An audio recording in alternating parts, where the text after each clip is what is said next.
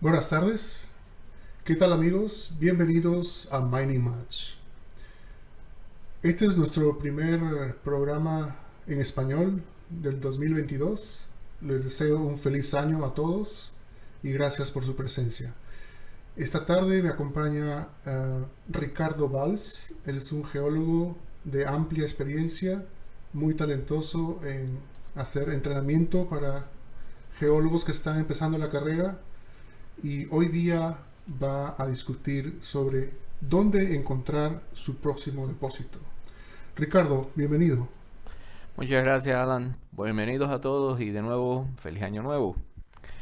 El tema de hoy es un tema muy interesante. ¿Dónde vamos a encontrar el próximo depósito? Y para esto tenemos que pensar un poquitico fuera de la caja. Tenemos que aprender a buscar respuestas precisamente allí donde nos están diciendo que no hay ninguna. Mi nombre es Ricardo Valls y soy graduado de la escuela ENGRI en Moscú desde el año 1983, así que ya voy para 37 años de experiencia internacional. He trabajado prácticamente en todos los continentes del mundo y soy PGO en Ontario y también persona calificada. Soy el autor de varios libros de geología, incluyendo también control de calidad y aseguramiento de la calidad, y más recientemente un libro sobre el uso de la inteligencia artificial y el aprendizaje automático. Todos estos libros pueden ser encontrados en Amazon.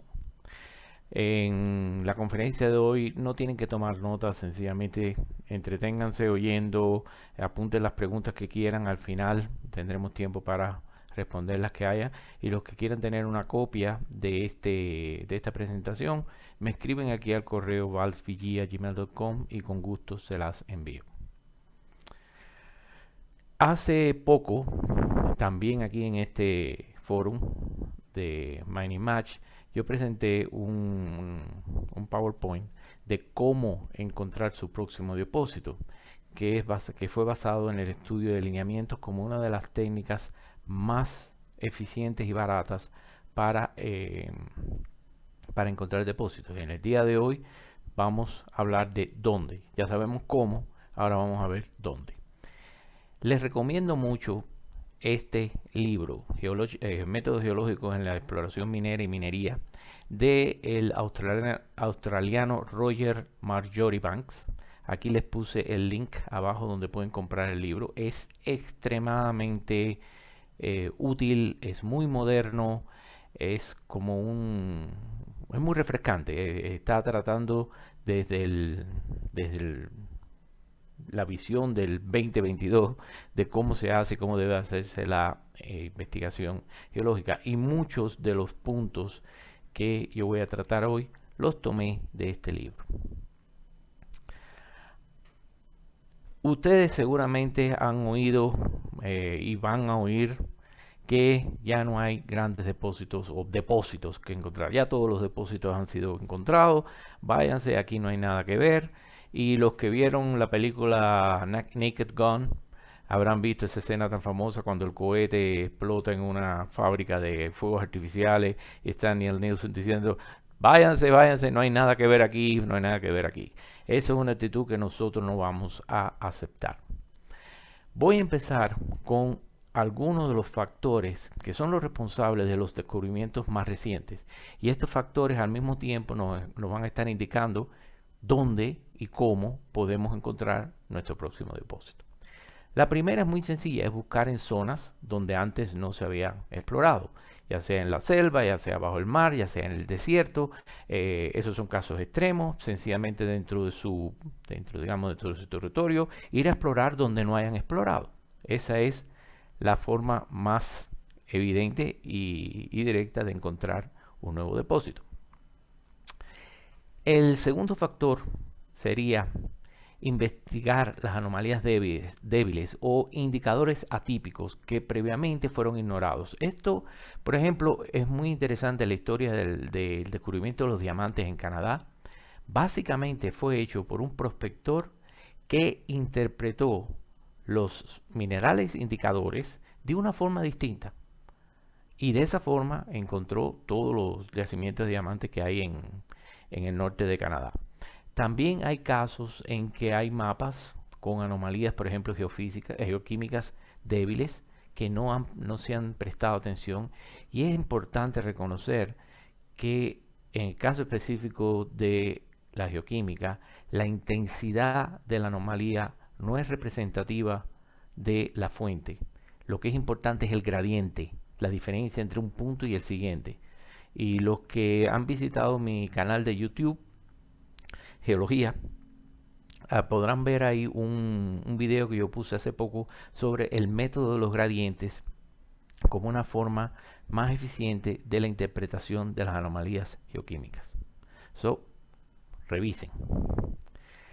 El tercer punto, también muy lógico, es la expansión de los depósitos conocidos. Y todos los que estamos en la geología han oído el refrán de que el mejor lugar para buscar una mina es cerca de la mina. Y esto es prácticamente perforar más, perforar por los alrededores, buscar por los alrededores y de esa forma expandir el cuerpo mineral que ya se conocía. Un factor más complejo es cuando los datos se interpretan de acuerdo a un modelo geológico distinto, diferente, y eso nos permite encontrar valor o la potencialidad de un valor en un área que anteriormente se había dicho aquí ya se estudió todo y no tenemos nada que hacer, así que nos vamos.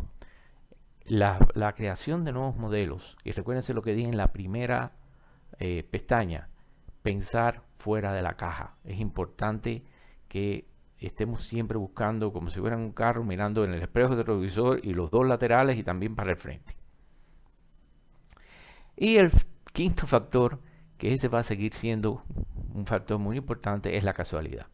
Y todo el mundo conoce el caso del descubrimiento de los depósitos de Carlin o el oro invisible, que fue un estudiante que estaba haciendo una práctica y lo mandaron a tomar unas muestras de caliza, de caliza, limestone. Y él cogió las muestras, pero era un estudiante, ni siquiera sabía qué tipo de análisis había que hacer. Y inteligentemente él llama al laboratorio y dice, tengo unas muestras aquí, ¿qué análisis le puedo hacer? La gente del laboratorio ni siquiera sabían que eran muestras de caliza. Ellos pensaban que eran muestras, como todo el mundo piensa, de roca, granito, lo que sea, y le dicen, bueno, puedes hacerle análisis de Faraday y multielemental. Y él los mandó a hacer esos análisis. Cuando regresaron los resultados, vinieron con oro. Y así fue como se descubrió el yacimiento del tipo Carlin. Todavía más fortuito es el caso de los depósitos de petróleo en California. Y uno de los primeros pozos que se descubrió en esa zona fue un dentista que iba manejando y el carro le patinó y el hombre, curioso, paró el carro, se bajó y empezó a mirar y vio que estaba el petróleo fluyendo de la roca en la carretera. O sea que era también casualidad. Cuando nos ayuda, lo aprovechamos. Ahora, esos son los factores. ¿Cuáles son las oportunidades que tenemos para los nuevos descubrimientos? La primera y más importante de ellas es el acceso a nueva información, ya sea propia o ya sea pública. Y por ejemplo, en Canadá tenemos el Geological Service of Canada, que tiene una cantidad tan grande de información gratuita, open source o de costo mínimo, que es triste que no se aproveche de una forma más eficiente.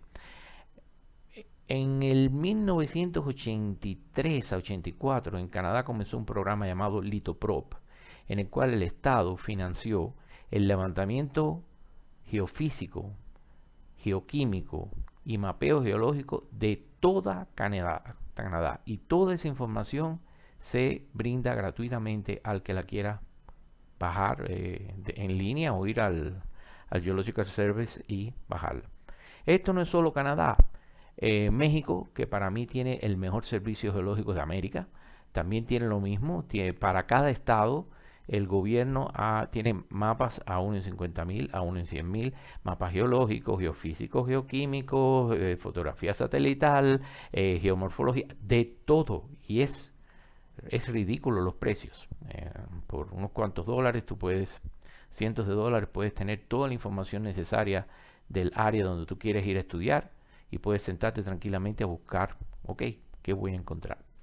En Europa igual, Irlanda, Finlandia, casi todos los países de Europa tienen servicios geológicos donde tienen esta información de forma gratuita y no solo para los locales, está en línea. Si yo quisiera hacer un estudio de un área de Irlanda, puedo ir a internet, bajar toda la información de esa área y estudiarla y se acabó, no hay problema. ¿Por qué es tan importante esto? Yo estuve trabajando en Armenia, el país, no la ciudad, en Armenia, en un proyecto muy interesante de oro porfírico. Y cuando yo llegué a Armenia, que me contrataron, yo me pasé una semana en el fondo geológico de la ciudad. Y el fondo geológico que tenía, Armenia era una de las repúblicas de la antigua Unión Soviética. Y la cantidad de estudios geológicos, geoquímicos, geofísicos que habían ahí era sencillamente impresionante. Más de 50 años de información gratuita que nadie miraba. Cuando yo entraba al fondo geológico, sinceramente tiraban la carpeta roja como si yo fuera un actor de cine. Y venga y lo que pida y me lo daban. Bueno, esas 2 semanas que yo pasé, o 2 o 3 semanas que yo pasé estudiando el fondo geológico, terminó por ahorrarle millones de dólares y muchos meses de trabajo a la compañía con la cual yo estaba trabajando allí en Armenia. Así que vale la pena estudiar todas esas fuentes de información. Otra oportunidad es el descubrimiento en un área cercana. Y yo recuerdo esto, yo estaba trabajando en Argentina, en los Andes, en una área que se llamaba el Francés, muy interesante, con tremendo potencial, y al mismo tiempo, del otro lado de la montaña, en Chile, acababan de hacer el descubrimiento del depósito de Valedero, uno de los depósitos de oro más grandes que tienen por allá. Así que el estar cerca de una mina es una buena indicación. Otro punto es la adquisición de la experiencia. Por desgracia o por suerte, no hay manera de que la universidad les dé a ustedes experiencia. La experiencia la van a adquirir con los años trabajando. Y por desgracia, no todos los geólogos pueden darse el gusto de decir, ok, voy a ir a estudiar las lavas de Hawái, e irse un mes para Hawái, y después voy a ir a estudiar los pórfidos de Chile, e irse un mes para Chile. No es posible. No creo que haya ningún geólogo que pueda hacer eso. Pero hay una alternativa. Y es, en el caso que yo más conozco, es la PDAC, la Prospector Development Association of Canada, o PDAC como le llaman, que es la reunión minera más grande del mundo. Normalmente se hace en la primera semana de marzo. En este producto del COVID la van a trazar para junio, porque los 2 últimos años la hicieron de forma virtual y no es lo mismo. No es lo mismo en forma virtual, la van a trazar para junio para hacerla probablemente híbrida, pero va a estar presente. Y yo lo que les recomiendo mucho es los que puedan asistir a la PDAC. Hay una sección llamada el Core Shack, donde no todas las compañías, muchas compañías traen sus testigos, sus mejores rocas, sus alteraciones más perfectas. Y ustedes pueden dedicar, qué sé yo, 3, 4, 5 horas y pasear por todos las compañías y ver todos los testigos de depósitos de todas partes del mundo. Es una oportunidad única que yo les recomiendo mucho que la aprovechen si tienen la oportunidad de participar en la PDAC. Y hay otros eventos también que son similares, pero la PDAC es el número 1. También las nuevas tecnologías.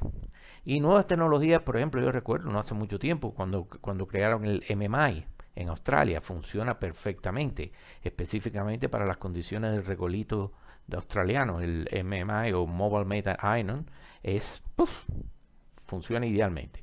Más recientemente tenemos el método de Enzyme Leach, que en mi opinión es el método geoquímico más eficiente que tenemos. Les da información de 63 elementos, incluyendo oro, con concentraciones de partes por trillón con T, por un total de 31 a 32 dólares canadienses. Y parte por trillón es lo mismo que si ustedes pudieran estar en un avión y miraran para abajo y podrían ver el ojo de una abeja en una flor. Eso es parte por trillón. Y claro, tenemos a los geofísicos que constantemente están trayendo nuevos equipos y nuevas técnicas y nuevas metodologías. Pero aparte de estas metodologías, existen técnicas que se llaman académicas, que tienen espacio y lugar en la industria. Y dos de ellas que ya tienen su espacio en la industria, por ejemplo, es el análisis isotópico o el estudio de las inclusiones fluidas, que ya prácticamente todas las compañías conocen y no todas lo hacen, pero está al alcance de ellos. Pero hay muchas otras técnicas que se mantienen dentro de la universidad y todavía no han encontrado su lugar en la industria. Si ustedes tienen acceso a eso, la utilizan y la emplean para tratar de buscar los nuevos depósitos. Y tenemos, claro está, los cambios políticos o económicos. Y esto funciona en las dos direcciones. Por ejemplo, Ecuador anteriormente no estaba a favor de la minería, después cambiaron el presidente, estaban a favor de la minería, y después vuelven a cambiar el presidente, estaba en contra de la minería, y ustedes tienen que estar al tanto del ambiente político. Otros países como por ejemplo Guatemala tiene en la constitución el derecho a la minería. O sea que es un país que es verdaderamente prominero. Armenia, prominero hasta donde ustedes quieran. Ahí se viran al revés para ayudarte. Y hay zonas, por ejemplo, la provincia de Mendoza en Argentina, que han declarado la minería ilegal y no se puede hacer absolutamente ningún trabajo en Mendoza a pesar de que tiene un potencial minero increíble. Eso por un lado político. La parte económica es que por desgracia nuestro trabajo depende mucho de lo que se le ocurra hacer a India o a China. Cuando India anunció que iba a poner un tope en la cantidad de oro que ellos compran, ellos son los compradores número uno de oro, el oro cayó una pila de cientos de dólares, por nada más que por ese anuncio. Por otro lado, si los chinos dicen que van a comprar cobre, ¡puf!, el precio del cobre se dispara. Así que hay que estar al tanto de estas posibles variaciones y tener el oído en tierra para adelantarse a los problemas. Ahora, para encontrar su próximo depósito, ustedes tienen que ser críticos. Y críticos significa no aceptar a los negativos, a la gente, a lo que dice, no, aquí no hay nada, váyanse, no hay nada que ver. Por ejemplo, una de las frases que ustedes van a oír: esta área no es prospectiva porque está cubierta por las rocas X y esas rocas no tienen interés ninguna. Bueno, les hago un cuento. Yo estaba trabajando hace muchos años, en el 2003 por ahí, aquí en Colombia.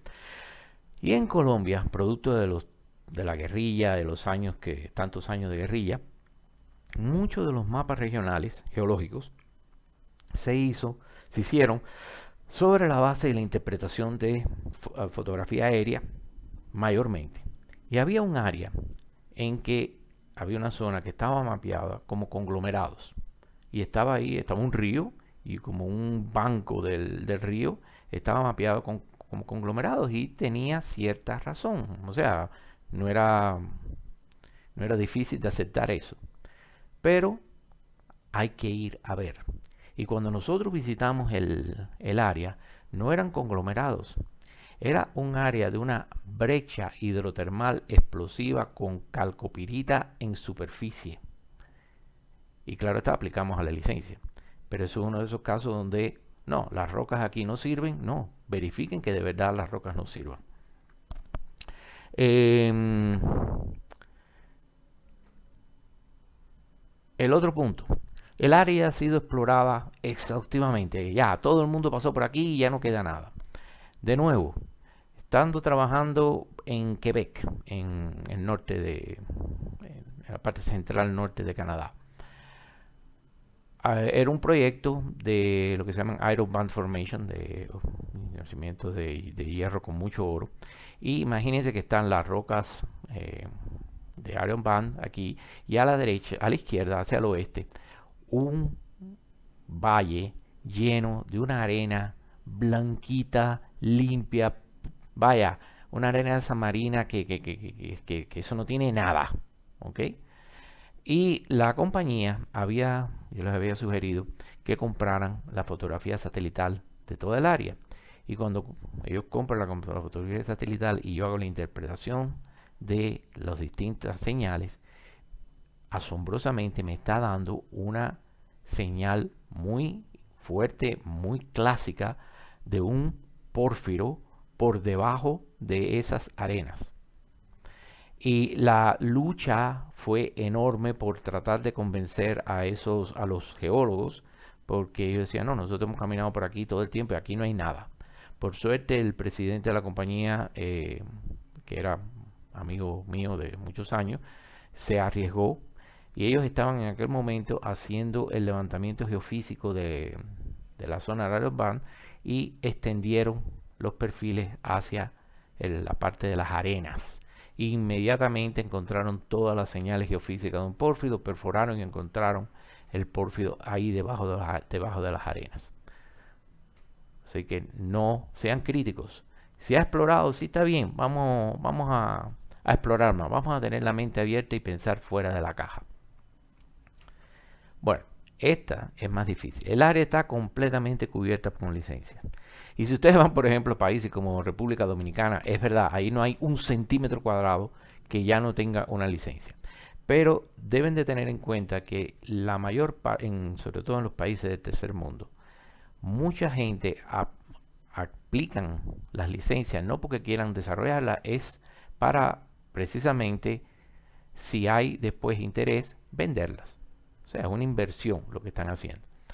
Por tanto, cuando ustedes están en un área que prácticamente no tienen licencia, pero ustedes tienen alguna información, encontraron un artículo que dice que en aquel lugar, en el año 50, extraían oro, lo que sea, ustedes tienen una idea de que esta área de aquí es interesante y está cubierta, pertenece a otra persona. Bueno, acérquense al dueño. Miren a ver si se puede hacer un joint venture, miren a ver si se puede vender. Muchos de ellos sencillamente quieren vender porque para eso fue que tomaron la licencia. Hay otros lugares como por ejemplo Chile. En Chile esto es muy eficiente. Tú, por ejemplo, eres un chileno y aplicaste para un cateo, ¿ok? El gobierno te lo da y tú tienes que hacer trabajo, tú tienes que pagar por la licencia y demás. Digamos que tú no haces absolutamente nada de eso. El gobierno no te va a quitar la licencia, te la dejas ahí, tranquilo, no hay problema. Pero vengo yo y digo, ok, yo quiero aplicar a esta licencia, a la misma. Entonces el gobierno contacta al dueño original y le dice, oye, tú debes tanto, si no lo pagas en tantos días, adiós, te quitan la licencia y me la dan a mí. Hay otra oportunidad. Por ejemplo, la licencia se hizo para calizas o cualquier material de construcción, pero en el caso específico de calizas. Ustedes pueden aplicar para la misma área, pero para un mineral distinto. Digamos que esa es una zona de Carlin y ustedes pueden tener una aplicación sobre una aplicación preexistente, pero que es de un mineral distinto. Eso se permite. Y el caso más, no voy a decir ridículo, pero sí voy a decir ridículo, es el de las, licencias horizontales, en el cual en una misma área, de 0 metros a 100 metros una licencia, de 100 a 200 otra licencia, de 200 a 300 otra licencia. Eso se ve, no mucho, pero se ve aquí en Colombia. Y es un desastre porque nadie puede hacer nada. El que tiene la licencia primera, el segundo no tiene acceso y el que tiene acceso no puede, nada más que tiene la primera profundidad de los primeros 100 metros. Por tanto, eso nunca ha funcionado, no sé por qué siguen aplicándose así y al final lo único que se puede hacer es tratar de ponerlo todo junto en una sola licencia. Esta expresión, no hay modelos geológicos que funcionen en esta área, es una de las mejores oportunidades que ustedes van a tener para encontrar nuevos depósitos. Y aquí vuelvo al caso que hablé al principio de de los conglomerados, que en realidad no era un conglomerado, era una brecha hidrotermal explosiva y demás. Ustedes tienen que ser críticos y tratar de buscar cuál es otro modelo geológico que pueda funcionar en este lugar.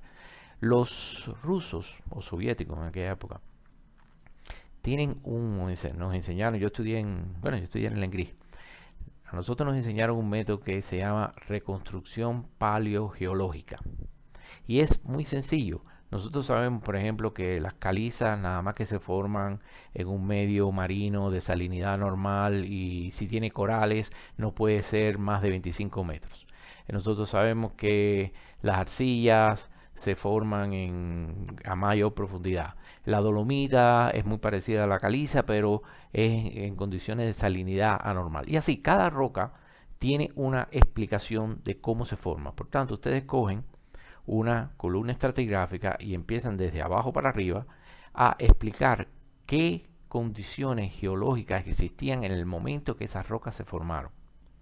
De nuevo, en el canal de YouTube van a encontrar un video acerca de cómo hacer la reconstrucción paleogeográfica. Pero lo importante es que cuando ustedes están haciendo la reconstrucción paleogeográfica, pueden darse cuenta de que en una determinada edad, en un momento determinado, pudo formarse un tipo de yacimiento que posteriormente fue completamente cubierto por sedimentos o por lo que sea, y en estos momentos no hay ninguna señal de que en ese lugar pudiera haber ese tipo de yacimiento. Por tanto, este método de la reconstrucción paleogeológica es excelente para mirar más allá de lo que hay en la superficie.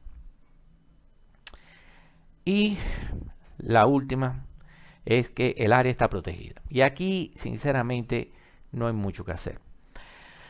Si son, yo siempre digo, si ustedes tienen una propiedad que está en un área protegida y tienen otra propiedad que no está en un área protegida, trabajen en la otra propiedad. Dejen esta, porque trabajar en zonas protegidas es un pozo sin fin.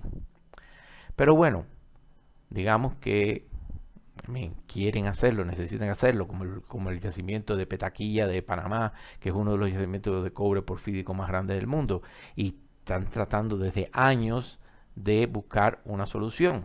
Bueno, en primer lugar, el medio ambiente, hay restricciones de distintos niveles. Si una zona está declarada Parque Nacional, that's it. Ahí no se puede hacer nada más. Pero puede ser que no sea parque, sino sencillamente están protegiendo la red hídrica. En ese caso es sencillamente una zona de buffer de 15 a 30 metros a ambos costados del río, y en el resto se puede trabajar.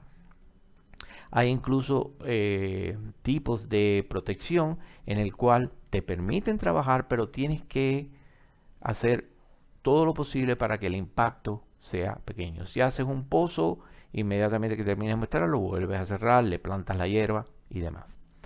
La parte social, qué sé yo, en la zona de un cementerio, ahí sí, olvídense. Pero bueno, hay tribus indígenas y hay tribus indígenas. En Canadá las tribus indígenas saben más de geología que nosotros mismos. Esa gente son muy hábiles, muy inteligentes y saben negociar para obtener lo que quieren. Pero en otros lugares, no. En otros lugares son sencillamente tribus que no tienen conocimiento geológico y están sencillamente protegiendo su historia, su medio ambiente. Y eso requiere tanto esfuerzo y trabajo que en realidad, como les decía, si ustedes tienen otra propiedad, dejen esta por incorregible. Ok, nos estamos acercando al final de la presentación. Y lo que yo quiero es que ustedes tengan un plan de acción. ¿Okay? Y el plan de acción para encontrar su próximo depósito, o sea, para buscar dónde van a encontrarlo, dónde van a buscarlo. En primer lugar, tienen que formular una tarea o un objetivo, que va a ser la hipótesis. Digamos que yo quiero explorar para yacimientos lateríticos de níquel. ¿Okay? Esa es mi tarea. Yo quiero encontrar los yacimientos lateríticos de níquel. Bien, me tengo que sentar a pensar, ok, ¿qué información yo voy a necesitar? ¿Ok? Puede ser que un método geofísico de magnetometría pueda funcionar porque las serpentinitas siempre están asociadas a las rocas ultramáficas, dunitas y peridotitas, y por tanto esas rocas tienen bastante magnetismo. Puede ser que la geofísica me funcione.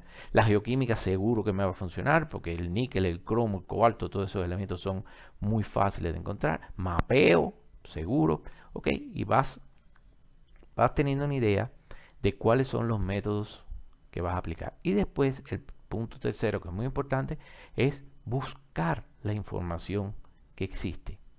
Y como mencioné antes, mucha de esta información, aparte de que existe, es gratuita o es de muy bajo costo.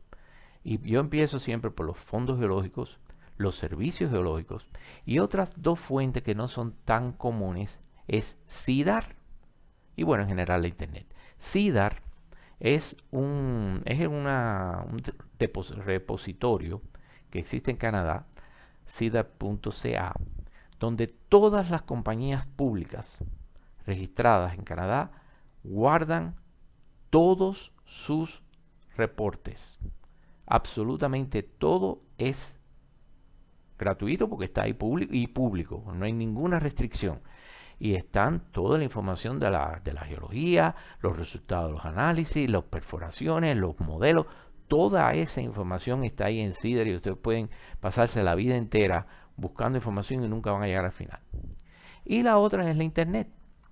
Con Google o DuckDuck o lo que sea pueden buscar mucha información geológica. Ahora, digamos que ya tienen la tarea, ya determinaron cuáles son los métodos que vamos a utilizar, ya recopilamos toda la información existente gratuita. Ahora tenemos que tratar de demostrar de que nuestra hipótesis es incorrecta. Porque en ciencia, y nosotros somos científicos, no mochilas con patas, en ciencia la tarea del científico es demostrar que no tiene razón. No es demostrar que tenemos razón. O sea, nosotros tenemos que tratar de encontrar las fallas en nuestra cadena deductiva y hacer el mayor esfuerzo posible para demostrar de que estamos equivocados. Y si no podemos demostrar que estamos equivocados, ahí entonces aceptamos que por el momento, con la información que tenemos la razón y vamos a invertir a buscar el depósito. Y ese es el plan de acción. Y a mí lo único que me resta es desearles éxitos en sus búsquedas. Y les digo, este es el método que yo he estado utilizando durante 37 años. Yo he encontrado, incluso aquí en Colombia, un nuevo distrito minero. Yo he encontrado minas en muchos lugares. Y ha sido básicamente aplicando, no todas, pero algunas en combinación de todos estos puntos que yo les he mencionado anteriormente. De nuevo, muchas gracias por su atención. Los que quieran contactarme, mi email es valvig@gmail.com. También mi WhatsApp, que yo tengo un grupo donde anuncio los cursos y webinarios que yo doy. Me pueden mandar un WhatsApp y yo los incluyo ahí. Y también les recomiendo el YouTube de geología que yo utilizo mucho. Y con esto voy a parar y le doy la palabra a Alan. Y si hay preguntas, por favor, arriba. Muchas gracias, Ricardo. Por favor, quien desee hacer una pregunta, adelante, puede hacerlo ahora. No hay malas preguntas, toda pregunta es válida, por favor. Sí. Adelante, aprovechemos a la experiencia de Ricardo. No hay preguntas tontas, hay respuestas malas. Claro.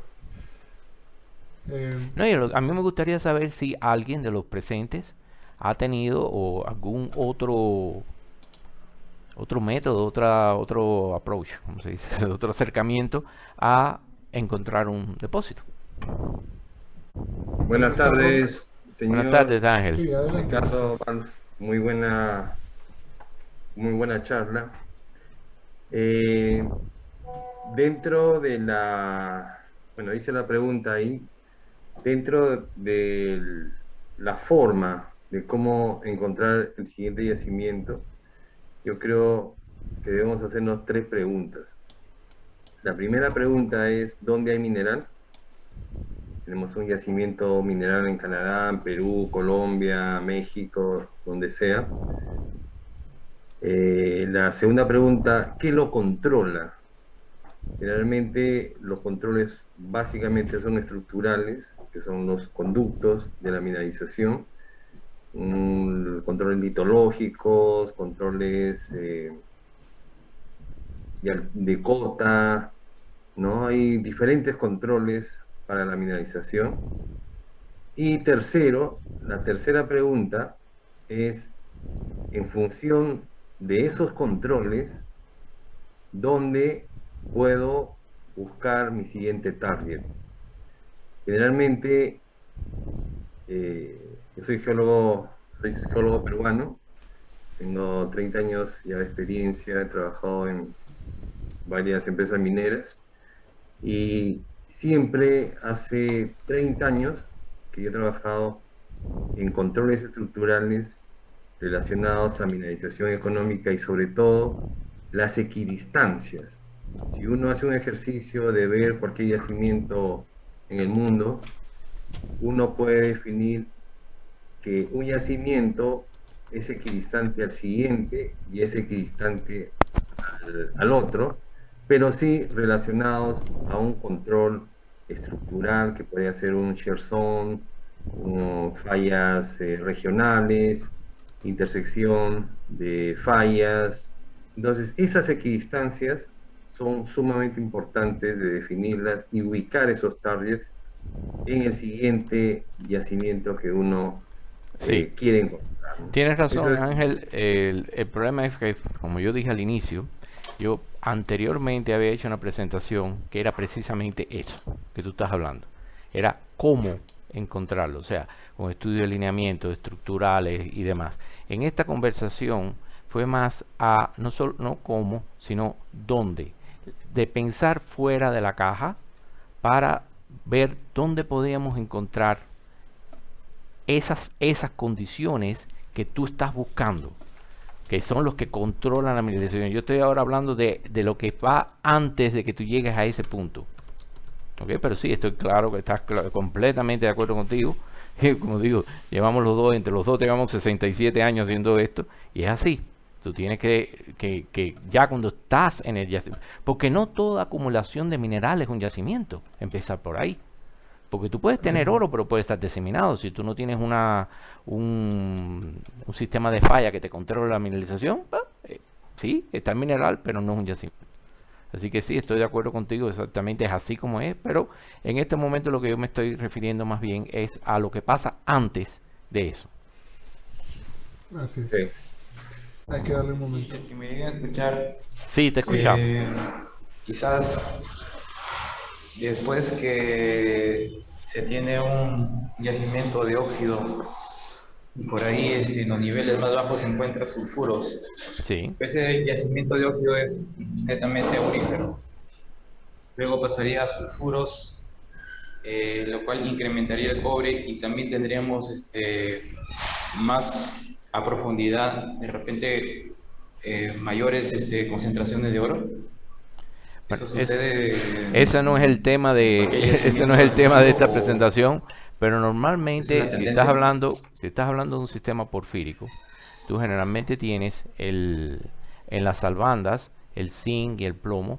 Mientras te vas acercando más tienes el cobre, y al centro es donde está el oro asociado a la zona de potásica. Eso es por lo lateral. Por lo vertical era lo mismo, pero está oxidado. Al estar oxidado, todos los sulfuros se convierten en óxido y el oro queda oro libre.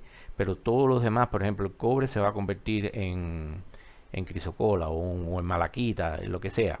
O sea, es distinto, es otro perfil vertical al lateral, pero de eso no es lo que estamos hablando aquí ahora. Bueno, pero gracias Ricardo por atender a la pregunta. Si alguien más, por favor,